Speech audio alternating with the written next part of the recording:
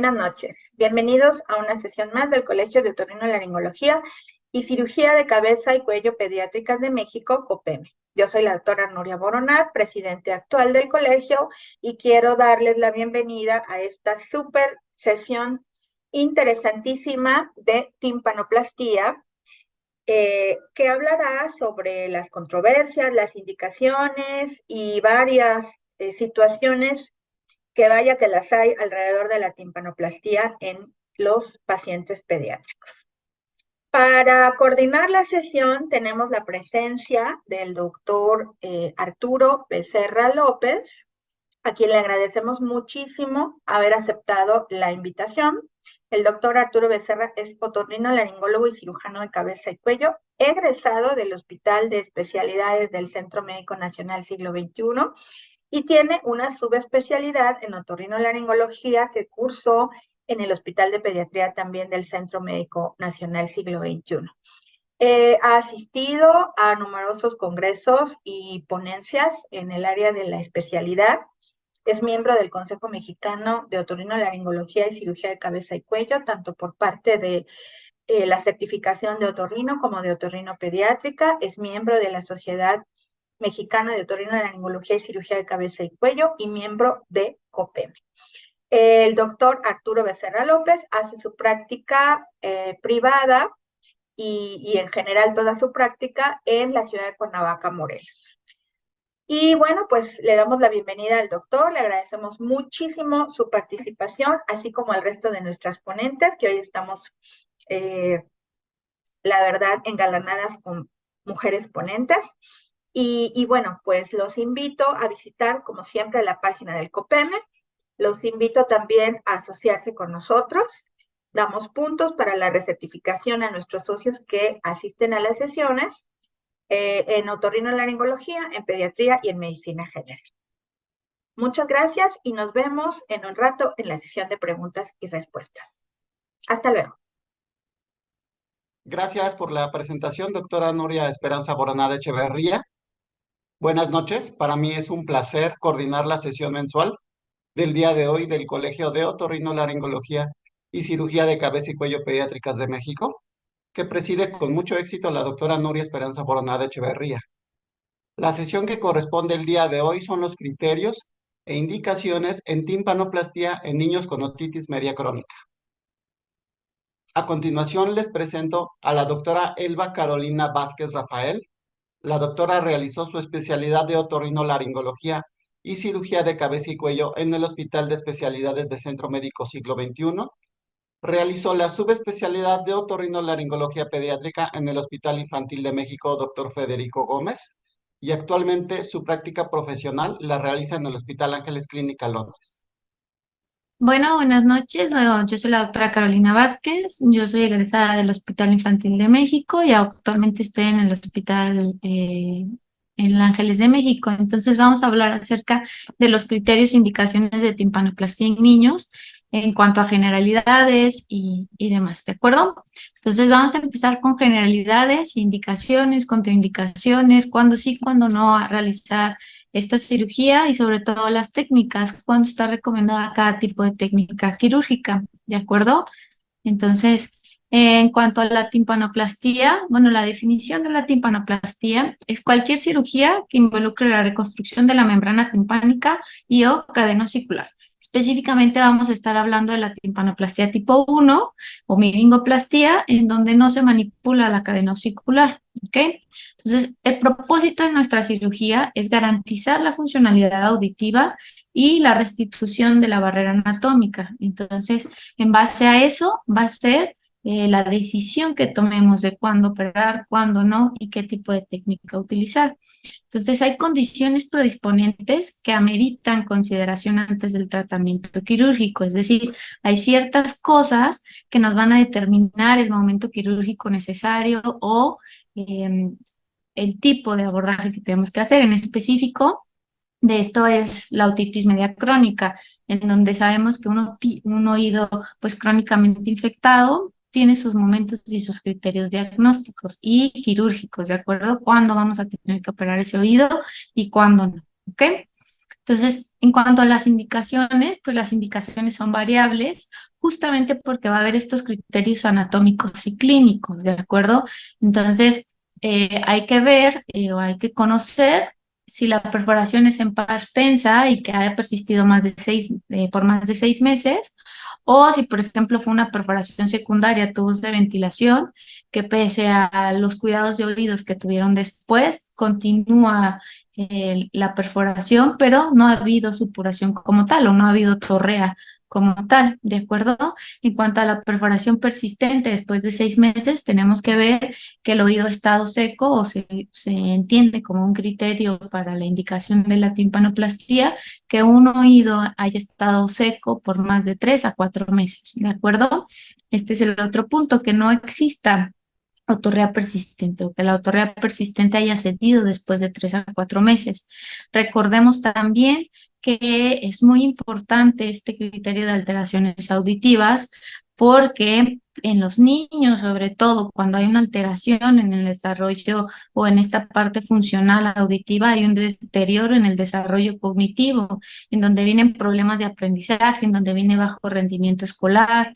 Entonces es muy importante tener conocimiento de que si hay una alteración auditiva, pues el criterio de indicación o hay una indicación es reparar o restituir esa función auditiva, ¿de acuerdo? Entonces, conociendo esto, sabemos que la otitis media crónica conduce a una hipoacusia conductiva casi en el 50% de los casos por una disfunción de esta barrera, ¿no? Por la perforación per se. Entonces, muchas veces si hay otorrea persistente, no solo va a haber una hipoacusia conductiva, sino va a haber daño en la cadena circular, va a haber pequeñas necrosis del martillo y entonces puede haber una hipoacusia neurosensorial o una hipoacusia mixta que dañen esta parte del lenguaje, sobre todo en niños muy pequeños, ¿no? Entonces, esta parte es la parte de las indicaciones necesarias. En cuanto a contraindicaciones, pues en realidad no hay una contraindicación absoluta. Obviamente, si yo tengo pues este oído en donde hay otorrea, en donde hay un chorro de secreción mucopurulenta, que no ni siquiera puedo ver la perforación timpánica, pues obviamente este oído está contraindicado realizar un procedimiento quirúrgico porque yo sé que la tasa de éxito en este paciente pues es muy probable que sea nula, ¿no? Entonces, más que contraindicaciones, necesitamos conocer los factores pronósticos, necesitamos individualizar a cada paciente para saber cuándo no tenemos que operar un oído, ¿de acuerdo? Entonces, aquí hay muchos factores que vamos a ir viendo. Más adelante va a haber un tema de factores pronósticos específicos, pero aquí hay que conocer, ¿no? Cuándo sí, cuándo no. Específicamente cuando no tenemos que operar, bueno, hay mucha controversia en la edad de los pacientes, precisamente por el alto riesgo de fracaso en pacientes menores de 5 años. Entonces, en una edad mayor de 8 años, pues el pronóstico de un éxito es mucho mayor que en un niño pues menor de 5 años. Y más que por estas cuestiones que ya sabemos de condiciones anatómicas del oído, creo que es más por la conciencia de cada paciente del cuidado que tienen que tener. Es decir, un niño de 5 años, un niño de 4 años, pues no es tan consciente de que se tiene que cuidar el oído, de que no se puede mojar, de que no se puede estar agarrando el tapón, que no se lo puede estar quitando a un niño de 13, 14 años, en donde ya es más consciente de lo que se hizo, más consciente de la patología, que puede tener mayores cuidados, independientemente de la función aquí de los padres que sean en el cuidado de posquirúrgicos, ¿no? Entonces tenemos que ver también esa parte, yo creo que es más para la parte de la edad. En el estado del oído medio y del oído contralateral, pues básicamente es esta imagen que les mostré, en donde el oído está supurando, en el oído pues no está seco, es un oído infectado, pues es ir viendo eso. Si el otro oído contralateral está bien, está sano, no tiene patología de la trompa o no tiene alguna patología obstructiva en cuanto a nariz, pues tiene mayor éxito, la mayor tasa de éxito esta cirugía. Entonces hay que ir individualizando a cada paciente individualizando cada caso y sobre todo, súper importante, las características de la perforación. ¿Por qué? Porque como vamos a ver más adelante, las características de la perforación nos van a determinar qué tipo de abordaje hacer, qué tipo de injerto colocar, cómo colocarlo, y de eso pues va a depender también el éxito quirúrgico que tengamos, ¿de acuerdo? En cuanto a las técnicas, tenemos que recordar que el propósito de esta cirugía es garantizar la funcionalidad auditiva y restituir la barrera protectora, y esto nos los va a dar un injerto íntegro, un injerto que no tiene retracciones, un injerto que no está reperforado, un injerto que no está lateralizado, un injerto funcional, ¿de acuerdo? Entonces, en base a esto, tenemos nuevamente que individualizar a cada paciente, que individualizar cada perforación o cada oído para determinar cuál es pues el mejor abordaje, ¿de acuerdo? Entonces, por ejemplo, les puse aquí un caso de un paciente mío de la consulta que tiene 8 años. Se le colocaron tubos de ventilación cuando tenía 2 años por una otitis media serosa, con patología de todo. Tiene respirador oral, hipertrofia adenoamigdalina, colapso maxilar, desviación leve septal hacia el lado del oído afectado. Entonces, vemos esta calidad de oído y determinamos qué vamos a hacer. O sea, yo estoy viendo este oído en donde ya, punto número uno, el conducto auditivo externo no es completamente amplio, tiene esta leve pared anterior prominente, entonces se me dificulta ver todos los márgenes de la perforación timpánica, no logro ver la parte anterior de la perforación, es una perforación anterior que es un poco marginal, entonces no logro ver todo el anillo fibroso. Y esto me va a dificultar la técnica quirúrgica si, por ejemplo, yo decidiera colocar, no sé, un injerto de pericondrio aquí, por ejemplo, en donde tengo que reavivar los bordes y tengo que meterlo, pues me va a dificultar mucho el acceso a esta zona. O, por ejemplo, yo quiero hacer un abordaje endoscópico, que sí, se ven bien todos los recesos posteriores en este caso, y puedo llegar a ver el margen de la perforación, pero obviamente se me va a dificultar meter el injerto, meter los instrumentos por esa ligera prominencia de la pared anterior, ¿no? Entonces, por eso les digo que hay que individualizar cada caso. Por ejemplo, en este caso, la característica de la perforación también tiene mucho que ver en qué tipo de técnica voy a ocupar y en qué tipo de injerto voy a ocupar. Vemos que ya tiene una leve retracción de la pars flácida de este oído. Vemos que tiene placas de timpanoesclerosis, todo el remanente de la membrana, y vemos la caja ligeramente húmeda, ¿no? Entonces, son varios factores que van a determinar qué tipo de técnica, qué tipo de colgajo, qué tipo de abordaje voy a realizar, ¿ok? Entonces, se individualiza cada caso. Por ejemplo, en este caso en específico, yo decidí hacer un abordaje retroauricular para tener mayor acceso a esa perforación, para poder tener ese espacio para realizar la canaloplastia y hacer un poco más amplia esa pared anterior y poder ver y tener acceso a esa zona anterior de la perforación. Y decidí utilizar un injerto combinado. Hicimos una fascia, un injerto con fascia de músculo temporal, pero también pusimos pericondrio porque es un oído que estuvo mucho tiempo infectado, es un oído que no tiene una adecuada ventilación, ya inició con crecimiento facial y tiene colapso maxilar, en donde no hay tanta ventilación tampoco de la trompa de Eustaquio, entonces hay cierta disfunción.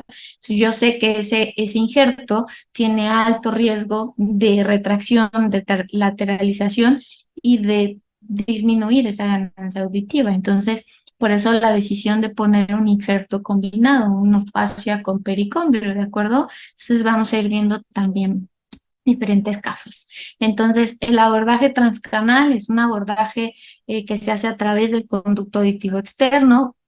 Pues obviamente todos queremos tener esta vista de un conducto en donde se ven todos los márgenes, en donde se ve toda la membrana timpánica, en donde el conducto auditivo es muy amplio.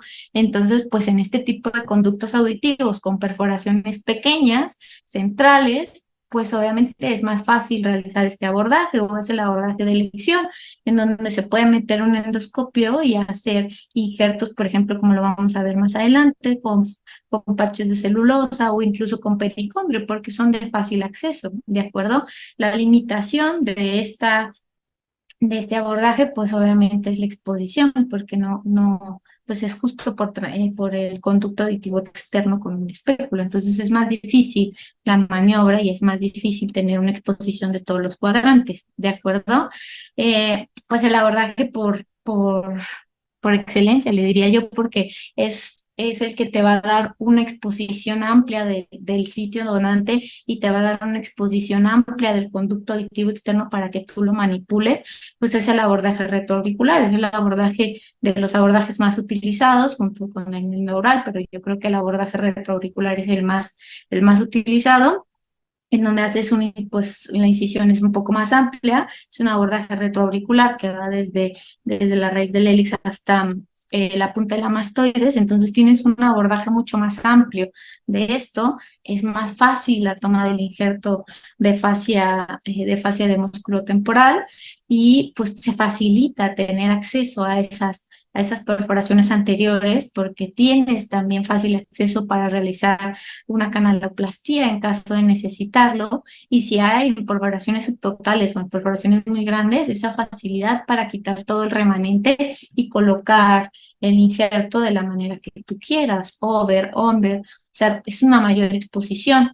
¿De acuerdo? Entonces, la única desventaja de este abordaje, pues obviamente es la cicatriz, ¿no? Es una cicatriz amplia, es una cicatriz pues que puede llegar a ser visible en caso de que el paciente tenga una cicatrización queloide o no, y pues tiene una mayor disección del músculo, por ende, pues la recuperación del paciente va a ser diferente, es un poquito más lenta la restitución de sus actividades al 100, pues por la zona, ¿de acuerdo? A veces quedan ligeramente más retraída una orejita que la otra, entonces con esto queda cierta simetría en cada orejita y pues eso a la larga cuando crecen los pacientes sienten cierto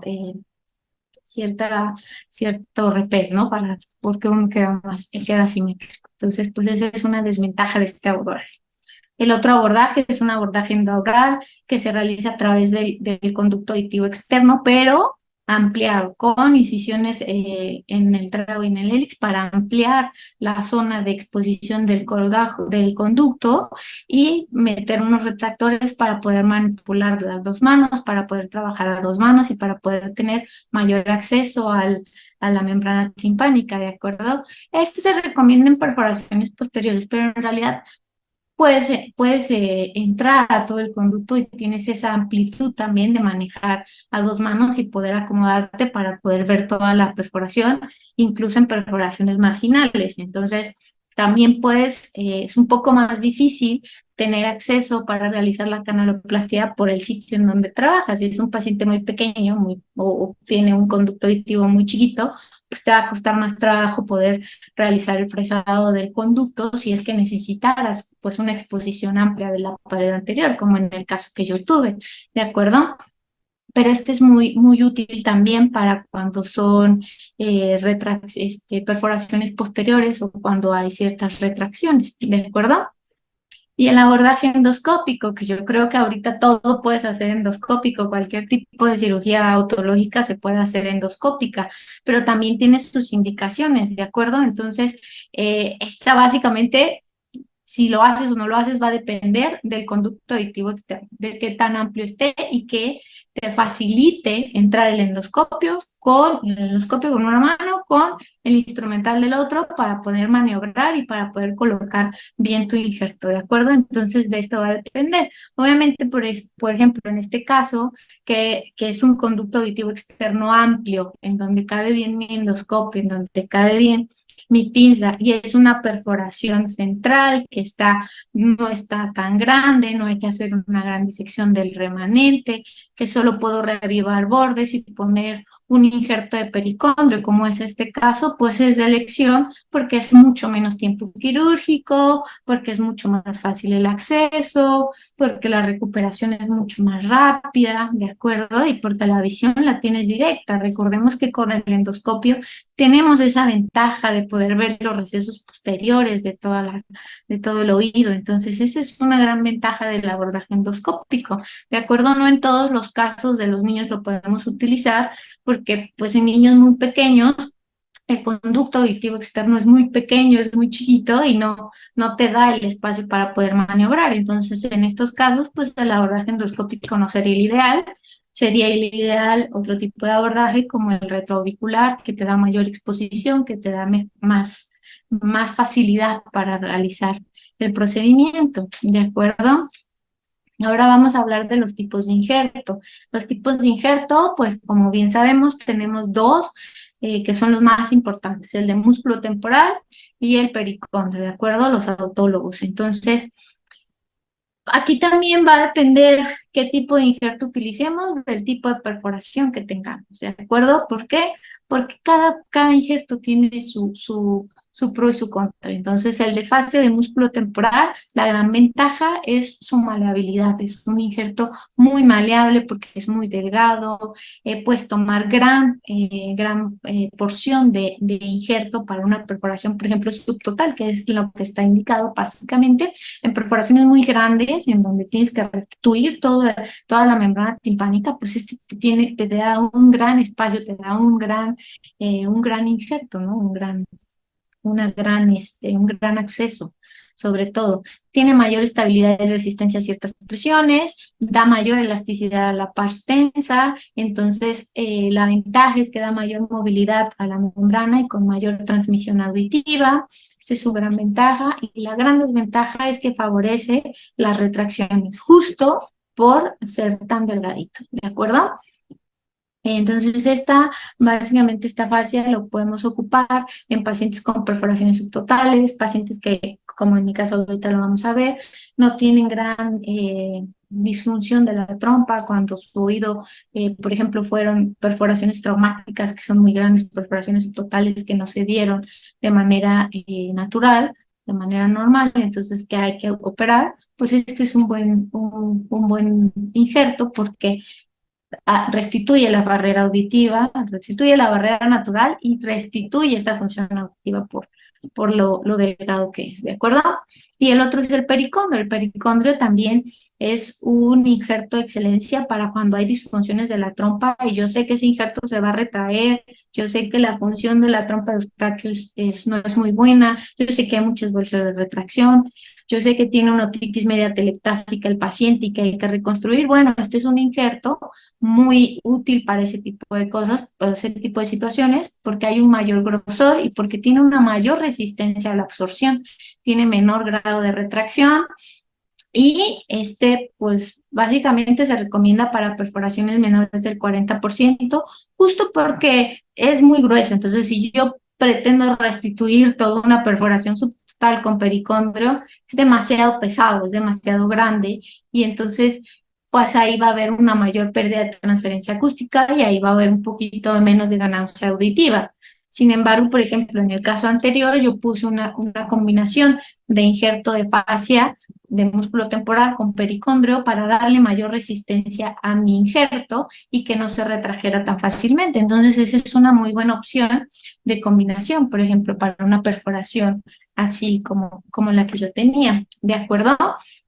¿Por qué? Porque quité toda la placa de timpanoesclerosis también, entonces me quedó una perforación mucho más grande que la que existía, que nada más era una perforación anterior. Entonces yo no alcanzaba a cubrir toda esa perforación únicamente con un injerto de pericondrio, por eso hicimos la combinación de fascia con pericondrio, ¿de acuerdo? La gran desventaja justo es eso, por el grosor hay una leve pérdida de transferencia acústica, que se ha visto en muchos estudios que tampoco hay gran diferencia de pérdida. A veces los ubican entre 5 a 10 decibeles de pérdida, que si lo ponemos en contrapeso, no involucra mayor problema en cuanto a función auditiva, ¿de acuerdo? Aquí hay controversia en cuanto a la vigilancia, porque muchos se pueden confundir con presencia de colesteatoma en los sitios donantes. Que aquí también depende de tu vigilancia, ¿de acuerdo? Si yo sé en dónde lo puse, cómo lo puse y cómo se ve posquirúrgico y le doy una vigilancia a este paciente, el grado de colesteatoma o de que yo me confunda si eso no es colesteatoma es mucho menor, ¿de acuerdo? Entonces, pues para eso también es importante dar el seguimiento. Yo generalmente les doy seguimiento pues a la semana, a las 2 semanas, al mes, a los 3, a los 6, al año, para saber que nuestro injerto está íntegro y está funcional. ¿De acuerdo? Y los otros, que son los que generalmente ocupamos para perforaciones muy pequeñas, por ejemplo, el parche de papel o la grasa, son para perforaciones muy pequeñas, perforaciones puntiformes. A veces yo los he utilizado, por ejemplo, para perforaciones residuales, de que ya coloqué un injerto de fascia, un injerto, generalmente es con el de fascia, porque son los que más se pueden retraer o reperforar. Entonces, cuando ya puse un injerto de fascia y hay pequeñas perforaciones puntiformes, pues por diferentes motivos o razones se puede colocar un parche de celulosa en perforaciones muy pequeñas y pega bien y cierran bien, o un injerto de grasa y listo, ¿de acuerdo? La desventaja es que es un alto riesgo de reabsorción, aunque son de fácil colocación, se pueden poner incluso hasta en el consultorio, en un niño cooperador, sí tienen alto riesgo de reabsorción o que en una maniobra pequeña de Valsalva, pum, los bote, ¿no? Entonces ahí va a depender mucho también del cuidado de cada paciente. Y bueno, pues para finalizar, todos quisiéramos ver estas otoscopías postquirúrgicas, porque esto nos habla del éxito quirúrgico que podemos llegar a tener, ¿de acuerdo? Un injerto íntegro, funcional, un oído sano. Entonces, por ejemplo, a mi mano izquierda, a este paciente lo operamos hace menos de 6 meses. Es un paciente de 15 años que tuvo una perforación de membrana timpánica traumática, en una perforación subtotal en la que se metió el cotonete y se perforó todo el tímpano. Entonces fue un oído que nunca tuvo supuración, que nunca tuvo un problema de disfunción, pues parte de su anatomía, de su función en cuanto nasal y orofaringe estaba normal, entonces nunca tuvo problemas de otitis media crónica. Se realizó una timpanoplastía con pura fascia, un abordaje retroauricular, se realizó una pequeña canaloplastia para ampliar un poquito esta pared anterior y se colocó un injerto de fascia de músculo temporal. Entonces esta otoscopía ya es casi a los 3 meses, en donde vemos un injerto íntegro, un injerto funcional, se ve bien restituido, no hay retracciones, no hay lateralizaciones. Entonces, pues esto es un caso pues de éxito, porque el paciente pues no tenía temas en el que pensar antes de la cirugía, ¿de acuerdo? Este otro caso es de una niña de 14 años, en donde tenía disfunción de la trompa de Eustaquio, tenía datos de rinitis, constantemente tenía pues secreción dentro de la nariz, siempre tenía la nariz tapada, esta parte de rinorrea, etcétera. Entonces se operó cuando tenía 12. Este es una otoscopía ya a casi 2 años de la cirugía. También se hizo un abordaje retroauricular, pero bueno, vemos la diferencia de los injertos, ¿no? Este injerto ya está haciendo una leve retracción en esta zona del tímpano, en esta parte central del injerto, entonces ya ha habido retracción. Vean la característica del injerto, que se ve opaco, se ve engrosado, y esto es básicamente porque el oído no tiene una buena ventilación, ¿no? Esa trompa de Eustaquio no está bien ventilada al 100%, a diferencia del primer paciente. Entonces, vuelvo a lo mismo, habrá que individualizar a cada paciente, a cada oído, saber esos factores predisponentes que me pueden alterar el éxito de mi cirugía, y antes de pensar en un tratamiento quirúrgico, antes de analizar qué tipo de técnica, qué tipo de injerto, qué tipo de abordaje, etcétera, voy a utilizar,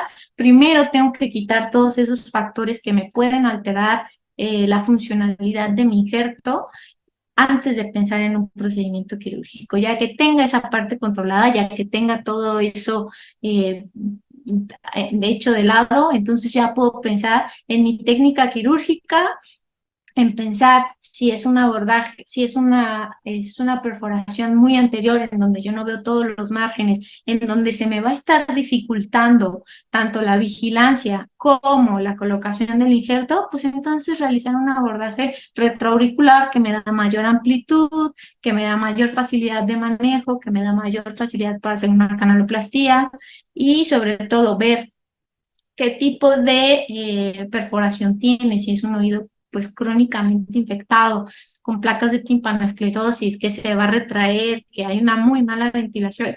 Valorar el uso de injertos combinados o el uso de injerto de pericondrio para dar mayor estabilidad a este tímpano, ¿de acuerdo? Si es un oído como este, que fue traumático y que no tiene gran tema de cronicidad o de otorrea, pues puedes poner solamente un injerto de fascia y va a pegar, va a ser un buen injerto, ¿de acuerdo? Entonces, hay que irnos con esta parte de individualizar a cada paciente, individualizar a cada caso y cada oído, ¿de acuerdo?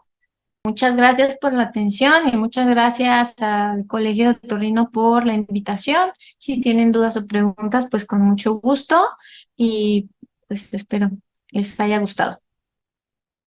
A continuación, y con mucho gusto, les presento a la doctora Yolanda Beatriz Sevilla Delgado. La doctora realizó su especialidad de otorrinolaringología y cirugía de cabeza y cuello en el Hospital de Especialidades de Centro Médico Siglo XXI. La doctora es jefe de servicio de otorrinolaringología pediátrica en la unidad de alta especialidad Hospital de Pediatría Dr. Silvestre Freud desde el año 2007. Es profesora ayudante en el curso de especialización de pediatría médica en este mismo hospital y su área de desempeño principal y expertise es en cirugía otológica. Soy Yolanda Sevilla Delgado, muchos de ustedes ya me conocen. Esta vez vamos a hablar un poco de timpanoplastía en pediatría. Es una razón de motivo de cirugía muy frecuente en nuestro hospital. Y vamos a tocar el tema de factores pronósticos para el éxito o el fracaso. También podríamos verlo desde este punto de vista. Agradecemos mucho al comité organizador, a la doctora Boronat, presidenta de COPEM en esta gestión. Bien, vamos a tocar brevemente conceptos importantes solo para situar nuestra plática, porque ya platicamos un poco o mucho al respecto, los factores asociados al resultado quirúrgico, algunos estudios que se han escrito al respecto, generaremos algunas conclusiones y si nos da tiempo atenderemos algunas preguntas. Bien, sabemos o debemos recordar que la membrana timpánica garantiza una audición normal entre 10 a 20 decibeles, siempre y cuando esté íntegra, pero si está perforada, generará hipoacusia de hasta 40 decibeles en caso de que, y bueno, esto es hasta 40 decibeles cuando la cadena osicular no presenta ninguna patología. La hipoacusia se va a exacerbar si está implícita en el sitio de perforación, el sitio de inserción del mango del martillo. Y con respecto a la timpanoplastia, pues bueno, esta sabemos que se define como cierre de la perforación de la membrana timpánica sin revisar la cadena osicular o modificarla. Bien, pero ¿a qué le llamamos éxito? Bueno, el éxito está reportado en muchos artículos de manera muy variable y todo depende de la definición que se tenga por parte del autor. En algunas series, este rango de frecuencia de éxitos va desde 32 hasta un 92% y todo depende, ya les comento, de la definición que se tome para ello. En las series más exitosas o con índices más halagüeños o buenos, el cierre de la perforación es solamente la definición de éxito. Pero hay que tomar algunas otras puntos que son deseables, por ejemplo, el que haya ganancia auditiva. En la definición, algunas definiciones que se tienen al respecto, que son anatomofuncionales, se espera una ganancia auditiva de al menos 10 decibeles con una posición anatómica del injerto, es decir, que no tenga retracciones ni lateralizaciones. Esa es para fines de esta plática la que vamos a tomar. Bien, en mucha literatura, ya les comento desde Zollner y Goldstein, los padres de la timpanoplastia, los factores que se toman en cuenta son muchísimos. En muchas de las series, el tamaño de la perforación, el sitio de la perforación, el que exista o no torrea, la edad del paciente, función de la trompa de Eustaquio, estado del oído contralateral, alteraciones craniofaciales, obstrucción por adenoiditis, que tenga comorbilidades, que ya hablarán más adelante la doctora Guante de esto, de los pacientes especiales, y la técnica quirúrgica y el cirujano. En esta referencia que les pongo abajo, se encontró que no hay diferencia, ¿verdad? No hay diferencia entre el éxito que hay en las series pediátricas contra la de los adultos. Bien, vamos a poner atención un poco en estos que estoy circulando aquí. Todos tienen que ver con el funcionamiento de la trompa de Eustaquio. Entonces, pues si alguno a lo mejor tiene alteraciones craniofaciales y está implícita la trompa de Eustaquio, probablemente igual su cirugía no sea muy exitosa. Aunque tenga un solo factor de estos que tengan que ver con la trompa de Eustaquio, pues los resultados no son muy buenos. Y vamos a ver por qué, ¿verdad? La edad del paciente. La edad del paciente es con mucho una de las mayores factores que existen para que la cirugía no sea exitosa, o si lo sea, ¿verdad? A menor edad, mayor fracaso. Esto está súper publicado, hay series muy numerosas.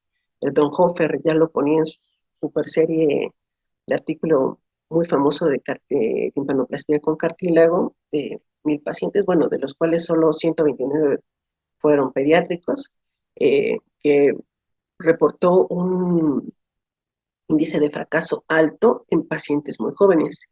¿Esto por qué? Pues porque existe pobre integración del injerto, mayor frecuencia, mayor posibilidad de que los pacientes tengan infecciones de vías aéreas superiores, insuficiencia de la trompa de Eustaquio. ¿Por qué? Porque, pues, como vemos en este esquema, perdón, la trompa de Eustaquio es corta y con muy poca firmeza, no funciona muy bien el músculo tensor del velo del paladar y es más horizontal, ¿ok? Inmadurez inmunitaria, que está relacionada pues propiamente con lo que tienen los pacientes lactantes contra los escolares, por ejemplo. Dificultad para los cuidados es un punto muy importante porque es de verdad un reto atender a un paciente pediátrico y darle seguimiento en el postoperatorio. Como vemos en esta imagen, a este paciente se le están retirando los puntos y son 3 médicos y el paciente está inmovilizado con una sábana. La mamá le está deteniendo también la carita. Y es muy difícil, sobre todo si el paciente tiene alteraciones intelectuales o algún déficit intelectual, es muy difícil someterlo. Síndrome de Down. Bueno, para que les cuento, los que nos dedicamos a ver a estos pacientes, de verdad, a veces parece que están posesos, te escupen, te patean, ¿verdad? Bueno, el sitio de perforación. El sitio de perforación es otro sitio otro factor muy reportado. Y esto tal vez tenga que ver con la cirugía que se va a efectuar, ¿verdad? En una perforación central, con remanente, pues con un injerto en alas de mariposa, como es el que vemos acá, podríamos tener y ser completamente exitoso. Es una cirugía muy poco invasiva y que tiene índices de éxito alto. Contra la marginal, que probablemente si no contamos con un endoscopio, eso no podemos asegurar que tenga o no epitelio dentro. A lo mejor técnicas más invasivas como lo es una miringoplastia lateral.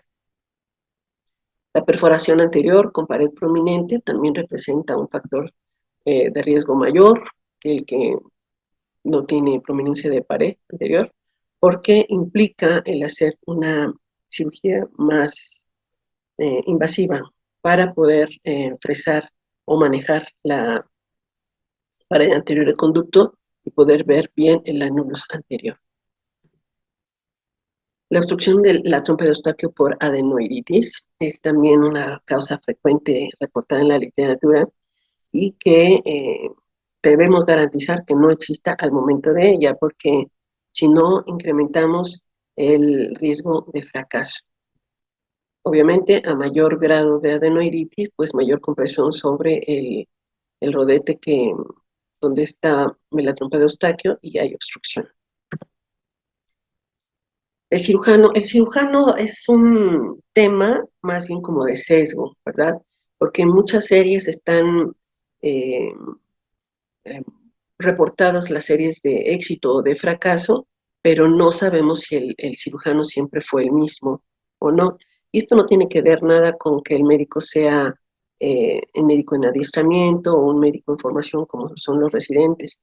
Las frecuencias de éxito cambian de adscrito a adscrito, ¿sí? Entonces, digamos que una cosa ideal para los estudios o cortes que hagamos en nuestras sedes tendría que ser idealmente manejada por un mismo cirujano, aunque sé que esto pues debe ser muy difícil, ¿verdad?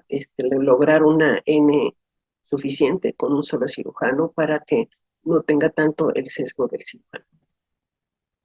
Bien, y entonces, ¿cómo hacemos para evaluar a la trompa de Eustaquio? ¿Sí? Es difícil, bueno, no hay pruebas que evalúen la confianza o hacer una timpanometría en un oído íntegro. Necesitaríamos hacer algunas pruebas con un tímpano perforado. Entonces tendríamos que decirle adiós a nuestra amada timpanometría, que nos da pues todas las señas para saber si el oído medio está funcionando adecuadamente y cómo está trabajando la trompa de Eustaquio. Esta prueba de Hornquist es difícil de hacer, requiere pues personal que la sepa hacer, número uno. Personalmente nosotros no la utilizamos en el hospital porque pues no sé por qué no la utilizamos, pero nunca la hemos solicitado. Y por supuesto, bueno, la prueba de Holmquist consiste en que el impedanciómetro funcione ejerciendo presión en función del tiempo hasta lograr la apertura de la trompa de Eustaquio. Si se logra esta apertura, pues la trompa de Eustaquio es permeable y en teoría no tendría que haber ningún problema. Pero también se le pide al paciente que degluta, vaya, hay ciertas cosas que hacen que esta prueba sea difícil de realizar y recordemos que estamos trabajando con pacientes pediátricos. Sin duda, entonces, la endoscopia con cámara lenta sería nuestra opción para saber si se abre o no se abre la trompa de Eustaquio en la nasofaringe, pero no contamos en todas las sedes con este tipo de estudios. Al menos en nosotros tenemos nasofiloscopios y endoscopios, pero no contamos con un sistema que nos permita ver de manera mejor la apertura de la trompa de Eustaquio.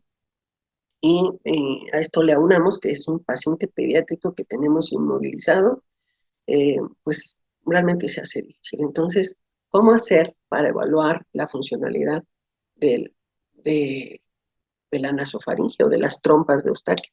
Pues evaluando de manera indirecta el oído contralateral. Claro, si este oído está íntegro, con una membrana timpánica íntegra, podemos realizarle una timpanometría, y si está normal, intuir o pensar que la trompa de Eustaquio contralateral también funciona de manera correcta. Entonces, en muchas series, el estado del oído contralateral es el que está referido, porque no tenemos otra manera de saber si la trompa de Eustaquio, en muchos hospitales, por supuesto, está funcionando adecuadamente o no. Bien, hay mucha literatura que trata de esclarecer por qué el éxito de la cirugía es bajo en los pacientes pediátricos. Ya les comentaba, bueno, que desde hace muchos años, Goldstein publicó sus trabajos. Manning en 1987 también reportó que la adecuada función de la trompa de Eustaquio era un factor predictivo positivo, pues, para el buen resultado de la timpanoplastia, y don Hofer, como ya les había comentado, destacó que 129 pacientes pediátricos tuvieron pobres resultados, bueno, que se observó que en su serie pequeña de pacientes pediátricos había habido una pobre resultados de acuerdo a la cantidad de años que tenía el paciente. Es decir, entre más joven era el paciente, tenían peores resultados. Todos estos, digamos, intentos de saber cuáles son las causas para que la timpanoplastia en niños fracase, llevaron a la doctora Boronat en 2012, nuestra actual presidenta de COPEME, a publicar una corte de 48 pacientes en la que obtuvo 56.3% de éxito, contra los 93.8% si hubiera reportado solamente cierre de la perforación. Pero se tomó la definición de éxito que ya les comentaba, es decir, cierre de la perforación, ganancia auditiva y que el injerto no tenga lateralizaciones ni retracciones. Ella fue pues más allá, ¿verdad? Y si tenía otitis media serosa, también lo contó como es que esta no estaba bien. Entonces, por eso tuvo 56.3% de éxito. Lo siguió un año y fue entre el 2005 y el 2008. Estas son las factores que ella encontró. Su estudio es para fracaso, para éxito, ¿sí? Entonces, con estas ideó y sus resultados beta, propuso un índice predictivo para timpanoplastia exitosa. Nosotros, queriendo validar sus resultados, hicimos en 2019 otro trabajo en donde se trabajó en un índice clínico pronóstico para timpanoplastia en pacientes pediátricos. Este estudio, pues, intentó, ya les digo, validar el índice de la doctora, el predictivo para timpanoplastia exitosa, y resultó pues ser otro trabajo, ¿verdad? Nosotros seguimos a estos pacientes durante 6 meses nada más. Fue una cohorte ambispectiva de 2005 a 2015, también en pacientes pediátricos, obviamente. Nosotros trabajamos en un hospital pediátrico de entre 5 y 16 años. Ya les digo que se dio seguimiento 6 meses y se identificaron varias variables muy parecidas a las que encontró la doctora Boronat. Estas fueron nuestras variables: otorrea, tamaño de la perforación, estado del oído contralateral, adenoidectomía, malformaciones craneofaciales, otitis media crónica como causa de perforación inferior, cirujano junior y pacientes de más de 7.5 años. Y encontramos estos riesgos relativos. Recordemos que el riesgo relativo es el valor que nos dice cuántas veces más se va a presentar dicho evento en una población. Por ejemplo, cuántas veces más tienen riesgo los pacientes pediátricos de tener fracaso a la cirugía cuando tienen otorrea, y nos resultó 2.4 veces más de fracaso en pacientes que los que tienen otorrea contra los que no tienen otorrea, ¿sí? Otro valor importante que destacó aquí es el estado del oído contralateral y la perforación marginal. Nosotros metimos también estos variables a una regresión logística y encontramos estos ORs.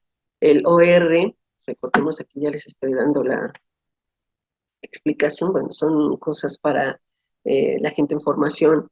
El OR es un valor de razón y nos dice qué tanta asociación tiene dos variables. En este caso es la presencia de otorrea con el fracaso, ¿sí? Es alto. Un OR se considera pues un OR significativo o alto. Bueno, nosotros aquí tenemos esta gráfica de Bosque en donde se observan los riesgos relativos, la otorrea, el estado del oído contralateral y la perforación marginal, que sí cruza la unidad, pero que yo creo que si hubiéramos aumentado el tamaño de muestra hubiera sí salido significativo. Por esto mismo nosotros tomamos estas, y aquí se observan los ORs con mayor claridad. Aquí también está en la gráfica de Bosque, el estado del oído contralateral, la otorrea y la perforación marginal. Nosotros, por lo tanto, nosotros quisimos meter estas variables que fueron significativas y que tenían representación clínica o importancia clínica, y construimos un índice que fuese fácil de recordar. Los índices deben de tener esas características, que sean fáciles de memorizar, que sean muy prácticos, que el clínico los pueda utilizar en la consulta sin necesidad de ninguna calculadora, y realizamos un índice clínico. Básicamente, bueno, parte de hacer un índice clínico es buscar un punto de corte que sea el valor de lo cual podríamos decir, a partir de este valor ya tiene el riesgo. Nosotros hicimos una curva ROC para saber cuál es el punto de corte para este índice, y escogimos de la curva el valor de 30, que tenía tanto especificidad como sensibilidad de más de 80. Y entonces sabemos, luego se realizó nuestra tablita para saber el riesgo relativo que tenía ese punto de corte, y encontramos que mayor de 30 tenía un riesgo relativo de 2.3 para fracaso. Ese fue el que escogimos, y este es el modelo. Es un modelo muy sencillo. Tomamos entonces como variables evaluar la otorrea, la perforación marginal y el estado del oído contralateral, y les asignamos un valor que fuera muy fácil de recordar: 6 para la otorrea, 3 para la perforación marginal y 1 para estado del oído contralateral. Y buscamos nuestro paciente ejemplo. En este paciente ejemplo encontramos que tenía otorrea, perforación marginal, y el oído contralateral era normal. Una variable que no se tomó en cuenta para realizar como tal el índice es la edad, pero sí se ajustaron, o fue nuestra variable de ajuste en el ejercicio, porque consideramos que la edad es un factor muy importante para el éxito de la cirugía. En este caso, el paciente tenía 5 años.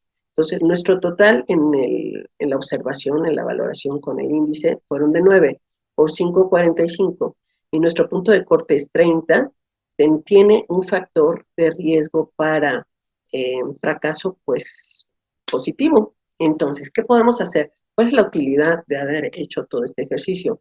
Si nosotros tenemos este valor en donde tienen otorrea y su edad es 5, son dos variables que nosotros podemos modificar postergando la cirugía lo más que podamos, y tratando, ya sea mediante estudio de cultivo o ver cuál es la bacteria que está causando hongos. Hemos encontrado otitis con otorrea que no cede a tratamientos habituales, se cultivan y salen hongos. Darles el tratamiento adecuado para que en tiempo futuro, a lo mejor esperamos un año, estas dos variables puedan ser modificadas. Pues la perforación marginal, pues no, siempre evaluando que no se nos compliquen con colesteatomas, y podamos modificar esto llevándolo al punto de corte para éxito, ¿sí? Pues bien, entonces, ¿qué conclusiones podemos sacar al respecto? La timpanoplastía en pediatría sigue teniendo una alta frecuencia en fracaso. Las causantes asociadas a fracaso son todavía multifactoriales, están muy relacionadas con la función de la trompa de Eustaquio, pero se siguen estudiando. La otorrea y el estado del oído contralateral resultaron ser variables que en nuestro estudio impactaban el resultado quirúrgico. A fracaso, claro. La trompa de Eustaquio y su función está directamente relacionada con los resultados quirúrgicos, como ya habíamos comentado, y es deseable postergar, de acuerdo a nuestras observaciones, la edad de la cirugía en pediatría lo más posible, siempre y cuando vigilando al paciente, maximizando los cuidados de oído, etcétera, para evitar complicaciones, porque a mayor edad, mayor tasas de éxito o frecuencias de éxito. Pues bien, eso es todo con en relación con los factores de riesgo que pueden impactar el resultado quirúrgico. Les dejo aquí mis datos y escucharemos ahora a la doctora Guante hablar de la timpanoplastia en casos especiales. Espero haya sido de su agrado y esperamos alguna plática o alguna pregunta en la sección de preguntas al final de toda la charla. Que tengan buenas noches. A continuación, les presento a la doctora Marisol Guante Guido. La doctora realizó su especialidad de otorrinolaringología y cirugía de cabeza y cuello en el Instituto Nacional de Rehabilitación. Realizó la subespecialidad de otorrinolaringología pediátrica en el Hospital Infantil de México, Dr. Federico Gómez, y actualmente está adscrita al servicio de otorrinolaringología pediátrica en el Hospital Infantil de México, Dr. Federico Gómez. Hola, muy buenas noches. Muchísimas gracias, en primer lugar, al COPEME y a la mesa directiva por esta amable invitación a participar en esta sesión de timpanoplastia en niños. El tema que yo les voy a dar es timpanoplastia en poblaciones especiales pediátricas. Yo soy la doctora Marisol Guante y soy médico adscrito al Servicio de Otorrinolaringología Pediátrica del Hospital Infantil de México, Federico Gómez. Las tres poblaciones de las que voy a hablar son en realidad pues poblaciones altamente prevalentes en hospitales de alta especialidad y que la mayor parte de nosotros como otorrinos y otorrinos pediatras pues vamos a tener contacto con ellas. La primera población son pacientes con secuelas de paladar hendido, la segunda población pacientes con síndrome de Down y finalmente la población de pacientes con enfermedades oncológicas. Existen muchas otras poblaciones pediátricas que habitualmente vemos con perforaciones timpánicas que requieren timpanoplastia y que consideraríamos pues ciertamente especiales, como por ejemplo síndromes craniofaciales, síndrome de Turner, etcétera. Sin embargo, por la poca información que se tiene publicada, pues decidimos no ahondar en estas poblaciones. Entonces, la primera población de la que vamos a hablar son los pacientes con secuelas de paladar hendido. Esta población de pacientes, su sello distintivo es la disfunción de la trompa de Eustaquio. Se ha estudiado una serie de características que van a condicionar esta disfunción de la trompa auditiva y existen tres situaciones anatómicas que son las mayormente estudiadas. La primera es un cierre velofaringeo inadecuado con la consiguiente presencia de reflujo oronasal y por lo tanto esto va a condicionar inflamación local del torus tubario. Número dos es una disfunción también en el aspecto dilatorio del torus tubario debido a anomalías de los músculos tensor y elevador del velo del paladar. Y finalmente, en algunos estudios histopatológicos se ha evidenciado que la porción lateral cartilaginosa de la trompa de Eustaquio en esta población tiene un volumen disminuido. De tal manera que estos factores anatómicos son los principales que van a condicionar esta disfunción específicamente en esta estructura. Sigue siendo un punto controversial estudiar y saber si hacer cirugía de palatoplastia en estos pacientes va a tener una influencia positiva en la disfunción de la trompa auditiva y lo analizaremos más adelante. Al hacer los estudios audiológicos en esta población, se han identificado peores promedios tonales en los estudios audiológicos preoperatorios en esta población cuando se compara con aquellos niños que van a ser intervenidos de timpanoplastia que no tienen hendidura palatina. Las causas que se han identificado como posibles factores detonantes de este empeoramiento audiológico, pues es el frecuente historial de otitis media con derrame, que requieran múltiples procedimientos de miringotomía y colocación de tubos de ventilación. De manera global, el éxito de la timpanoplastia en esta población se acerca bastante a lo reportado en población que no tiene hendidura palatina, teniendo un éxito más o menos del 68 al 100%. Entonces, de manera general, los estudios coinciden en tres grandes preguntas. ¿Cuál es el éxito global de la timpanoplastia en esta población? Y aquí depende mucho de lo que nosotros definamos como éxito. Es decir, la mayor parte de los estudios consideran éxito cuando el injerto permanece íntegro a lo largo del tiempo. Sin embargo, hay algunos autores que consideran que el éxito también tiene que ver con resultados audiométricos, como veremos más adelante. ¿Cuál es la influencia de la edad al momento de la cirugía para el éxito de la timpanoplastia? Tenemos un concepto muy arraigado dentro del área otorrinolaringológica acerca de que entre más esperemos para poder operar estos pacientes, quizás tengamos más éxito para tener injertos íntegros. Esto derivado de un concepto en que a mayor edad, mayor ganamos maduración de la trompa auditiva. Entonces, este análisis de la influencia de la edad es interesante. Y finalmente, ¿cuáles son los resultados audiológicos en esta población posterior a la cirugía? Aquí les presento un artículo de la Revista Internacional de Otorrinopediatría en la que se evaluó el éxito de la reparación de la membrana timpánica posterior a la cirugía de palatoplastia. Es una cohorte retrospectiva, se incluyeron 16 pacientes con hendidura palatina posoperados de palatoplastia. En total tuvimos 20 oídos, 20 cirugías. Las hendiduras más comunes fueron la tipo BAU 3 y 4, que la tipo 3 es hendidura completa unilateral y la tipo 4 es bilateral completa. Y también se hicieron evaluaciones audiológicas pre y posoperatorias. La causa más frecuente de perforación timpánica fue la presencia de tubos de ventilación retenidos por procedimientos previos de miringotomía y colocación de tubos de ventilación. En total se hicieron 8 miringoplastías, 8 timpanoplastías y 4 timpanomastoidectomías. Se calculó un éxito global de la población del 80%, que fue bastante buena, y se hizo un análisis importante acerca de la influencia de la edad y el tiempo desde la palatoplastia en relación a dos grupos, aquellos que tuvieron éxito quirúrgico, es decir, cierre de la perforación timpánica, versus aquellos en los que se reperforó el injerto. Interesantemente, no hubo diferencias en el éxito de la cirugía en relación al grupo en el que se reperforó por estratificación de edad. Y tampoco hubo diferencias en el éxito de la cirugía de acuerdo al tiempo desde la palatoplastia, es decir, había pacientes en quienes se operaba la timpanoplastia a los 3 meses de la palatoplastia y había pacientes en quienes se esperaban incluso años para poder hacer esta cirugía y no hubo diferencias significativas. Tampoco hubo diferencias entre ambos grupos al analizar los valores de los estudios audiológicos pre- y postoperatorios.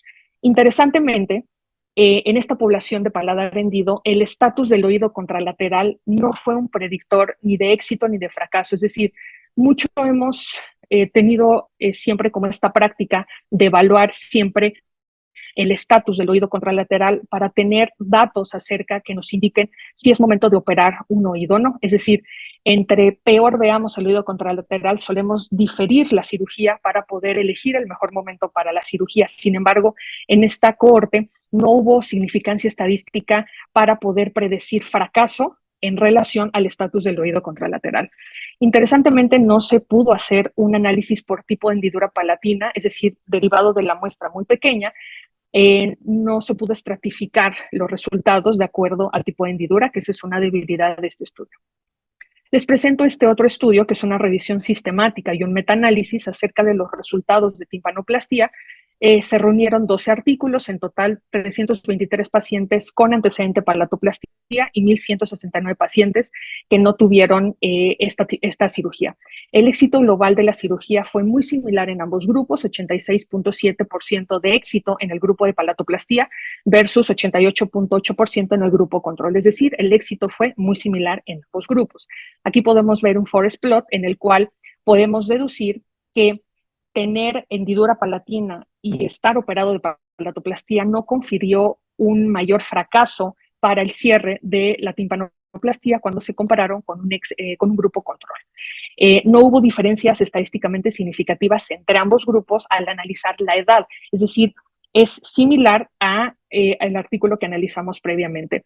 Entonces, podemos de alguna forma empezar a sacar conclusiones acerca de que esperar mucho más tiempo con la intención de ganar maduración de la trompa de Eustaquio en realidad no es un factor pronóstico de éxito. Tampoco hubo diferencias audiológicas que fueran estadísticamente significativas en ambos grupos. Aquí vemos también los forest plot en relación a los gaps postoperatorios y a los gaps pre- y postoperatorios, y vemos que tener hendidura palatina no confirió un empeoramiento en los niveles audiológicos. Entonces, haciendo una conclusión acerca de la bibliografía revisada y publicada, pues existen ciertas limitaciones. Hay una elevada heterogeneidad entre los grupos, es decir, entre los estudios, es decir, la definición de éxito va a tener un impacto en lo publicado en relación al éxito global de la cirugía. No se hicieron análisis acerca de las diferencias en cuanto a la localización y tamaño de la perforación, al tipo de injerto, al tipo de hendidura palatina, y tampoco se estandarizó la realización de estudios y tener imágenes preoperatorias. Todos son realmente estudios retrospectivos. Entonces, los conceptos no resueltos que considero importantes mencionar. Surge la duda en que a qué edad madura realmente la trompa de Eustaquio en niños con secuelas de paladar hendido, que generalmente cuando nosotros los vemos y planeamos una cirugía ya están operados, y sobre todo saber si esta edad, más bien esta maduración, va a tener un impacto en el estatus del oído medio, no tanto en el éxito de timpanoplastia. Como vimos en los artículos previos, no hay una asociación como un factor pronóstico de éxito o de fracaso, pero sí para saber si esta maduración de la trompa de Eustaquio va a tener un impacto en el estatus del oído medio. ¿Cuál es el efecto de la cirugía del paladar sobre la función de trompa auditiva? Tampoco lo sabemos. Y finalmente, ¿cuál es la mejor toma de decisión en cuanto a la elección del tipo de injerto que nos pueda conferir mejores resultados quirúrgicos? Entonces, incluso en el artículo previo, que es una revisión sistemática y un metaanálisis, no se hizo un análisis acerca del tipo de injerto utilizado. La segunda población de la que vamos a hablar es la timpanoplastia en pacientes con síndrome de Down. Los pacientes con síndrome de Down tienen una marcada disfunción tubaria, pero está asociada a otro tipo de factores. La primera es la hipoplasia marcada del tercio medio facial, asociado también a micrognatia, un estrechamiento generalizado de la vía aérea. Los estudios anatómicos de la trompa de Eustaquio revelan que es mucho más pequeña y también de manera generalizada, pues esta hipotonía que es característica de estos pacientes. La población con síndrome de Down tiene una alta prevalencia de enfermedad crónica del oído medio y también una alta prevalencia de hipoacusia. Esto definitivamente impacta y empeora el pronóstico para el desarrollo del lenguaje. Y esto es aún peor si se agrega discapacidad intelectual, que también es ciertamente frecuente en distinto tipo de rangos, pero es frecuente en esta población. La otitis media crónica y su elevada prevalencia en esta población está asociada a 3 factores importantes. Las infecciones de vías aéreas recurrentes, como habíamos mencionado, la disfunción tubaria, pero una característica altamente prevalente en esta población es una mala neumatización de la mastoides, que analizaremos más adelante.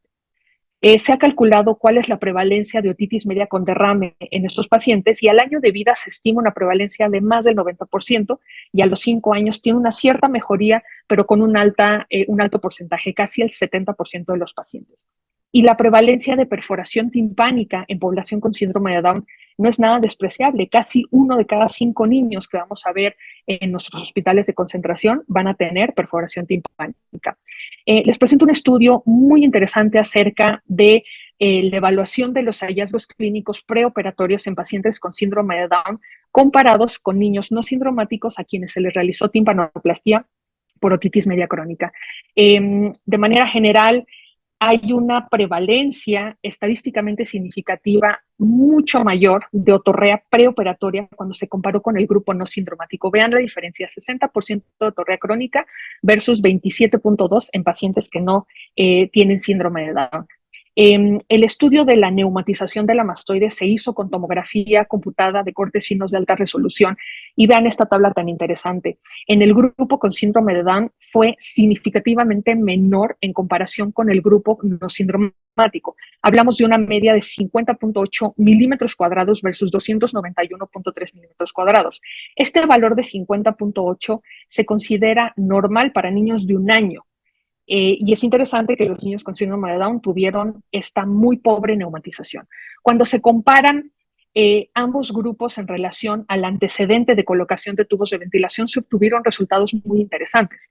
En el grupo no sindromático, el haber tenido antecedente de colocación de tubos de ventilación generó una mayor neumatización de la mastoides que fue estadísticamente significativa contra los niños no sindromáticos que no habían tenido el antecedente de colocación de tubos de ventilación. Sin embargo, estos hallazgos no se encontraron en el grupo con síndrome de Down, es decir, no por tener antecedente de colocación de tubos de ventilación se produjo una mejor neumatización, es decir, en los niños con síndrome de Down parece que hay otros factores que impactan directamente en la pobre neumatización de la mastoides. La causa más común de otitis media crónica en el grupo sindromático fue el antecedente de múltiples colocaciones de tubos de ventilación en comparación con el grupo no sindromático, en quienes la causa de la perforación timpánica fue eventos recurrentes de otitis media. Les presento otro artículo que también evalúa los resultados de timpanoplastia en niños con síndrome de Down. tuvimos 2 grupos, ambos con síndrome de Down, pero a un grupo se le hizo timpanoplastía y al otro grupo se consideró un grupo de observación, es decir, un grupo de vigilancia y no cirugía. El éxito de la timpanoplastía en la primera intervención se calculó en 54.8%, si bien está dentro del rango global reportado para éxito de timpanoplastía en población general, pues se encuentra evidentemente en la parte baja de ese rango, y este éxito se aumentaba a 70.9% con una segunda intervención. Cuando analizamos, comparando el cierre de perforación timpánica espontánea en el grupo de observación, se evidenció que a 3.3 años se obtuvo un cierre espontáneo de 33% en este periodo de seguimiento. Es decir, si nosotros comparamos cómo les va mejor si operándolos o esperando un cierre espontáneo con observación, fue estadísticamente significativo mejor el éxito con timpanoplastía. Este estudio generó un análisis de factores de riesgo para perforación persistente muy interesante. En primer lugar, en el grupo de timpanoplastía, los factores asociados a fracaso quirúrgico fueron persistencia del derrame y disfunción tubaria. Es decir, se calculó un riesgo de 27.2 veces mayor de tener perforación persistente en este grupo de pacientes. En el grupo de observación, los factores que se asociaron a menor posibilidad de cierre espontáneo de la perforación fue tener más edad al diagnóstico de la perforación, tener más de 3 sets de colocación de tubos de ventilación y tener derrame persistente. Es decir, en aquellos niños con síndrome de Down que tuvieron estos 3 factores, se observó una menor posibilidad de cierre espontáneo. Aquellos factores que no tuvieron influencia en el riesgo de tener perforación persistente en ambos grupos fue la edad a la reparación, la duración de la perforación, el tipo de injerto, el tamaño, si era mayor a 50%, y tener adenodectomía previa. Entonces, similar al grupo de paladar hendido, la edad a la que hacemos la cirugía no se correlacionó con un mayor fracaso para cierre de perforación timpánica.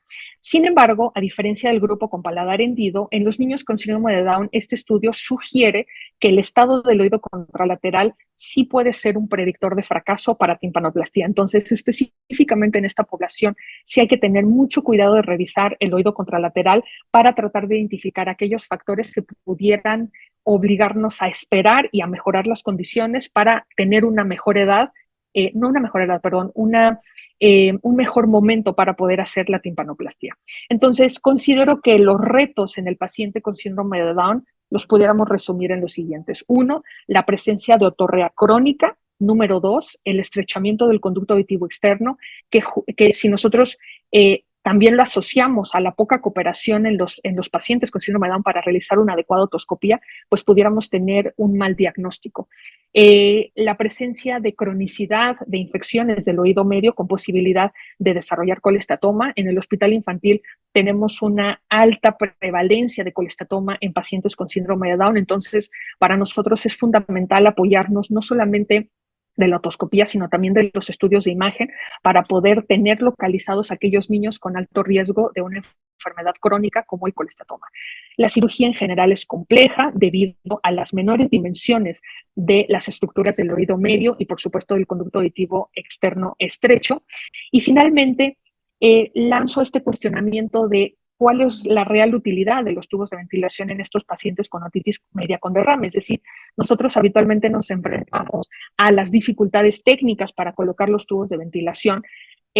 Haciendo esta revisión de estos pacientes, pues vemos que la múltiple colocación de los tubos de ventilación genera un mayor riesgo de perforación timpánica persistente. Ya analizamos en cuanto a la neumatización de la mastoides que colocar los tubos de ventilación no generan un beneficio para neumatizar la mastoides.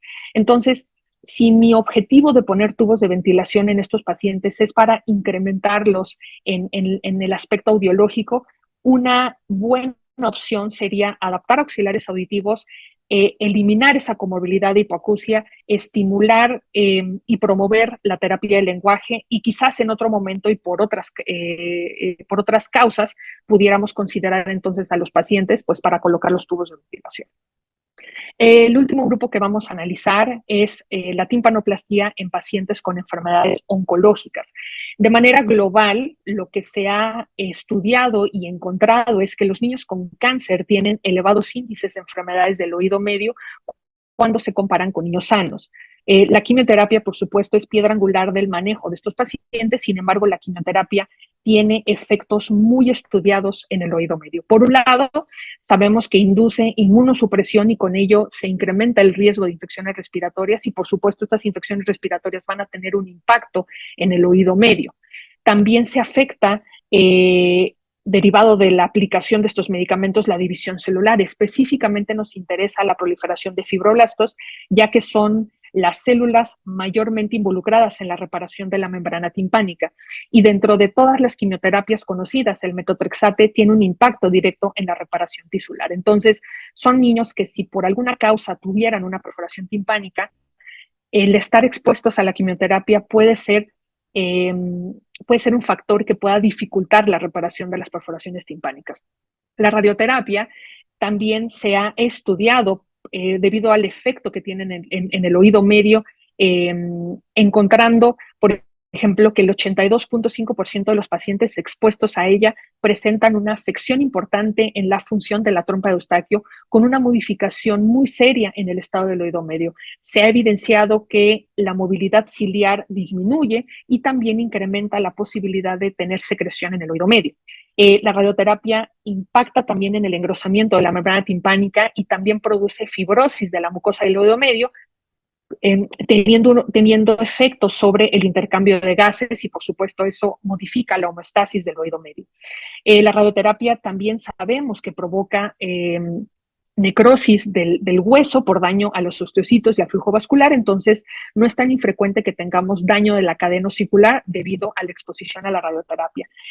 Aun cuando se ha determinado que los efectos de la radioterapia persisten no más de 2 a 3 meses posterior al término de su aplicación, se ha evidenciado que puede persistir la presencia del derrame del oído medio aun cuando los pacientes finalicen en sus tratamientos con radioterapia. No dejar de lado que también estos pacientes, los niños con cáncer, tienen una alta prevalencia de hipoacusia, que puede ser neurosensorial conductivo mixta.